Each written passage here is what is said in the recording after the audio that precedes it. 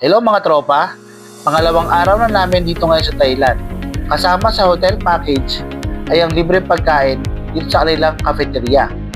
Kailangan namin mabusog para sigurado hindi kami mapapagod pag nasa convention na kami.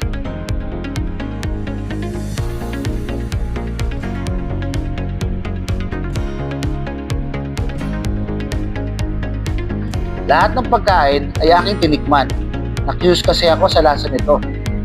Sa susunod, kung ano yung mga nagustuhan ko na lang kakainin ko. Normally, lahat ng convention o conference ay ginaganap dito sa Queen Sirikit Convention Center. Napakaluwag ng lugar na ito at napakaraming nag-exhibit.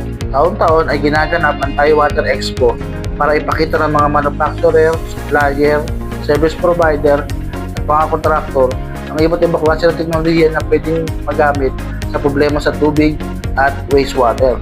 Umattend kami dito para aralin ito at tignan kung pwede natin dalhin sa Pilipinas at i-apply doon. Isa itong pamamaraan ng pagpapalago ng isang negosyo.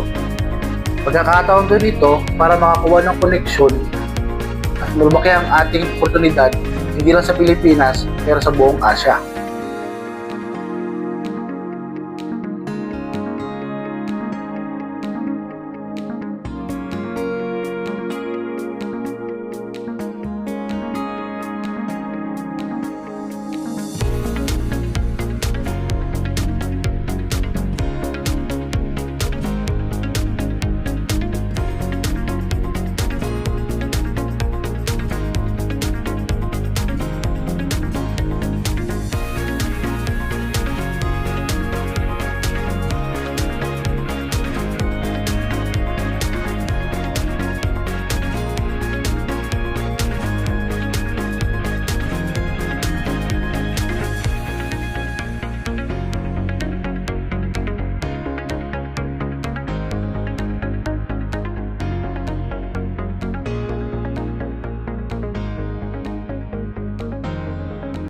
Hindi lang mga booth ang meron dito.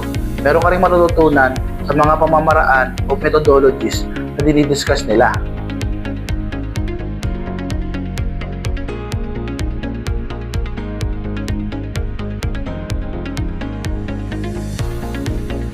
Sa mismo convention center ay may mga kainan.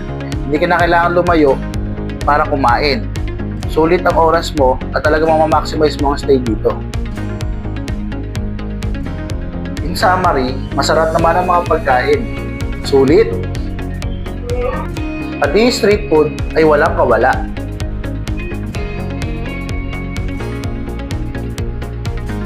Pagkatapos matuto, ay oras na para mag-relax naman. Kaya pinuntahan namin dito ang isa sa pinakasikat na bilyaran. Iba talaga pag may kasama kang pro player at pro manager. May na-meet kami ng mga elitista at possible connection sa Saudi. Galing, no? Hanggang dito na lang mga tropa. Maraming salamat sa panonood. Hanggang sa muli. Paalam!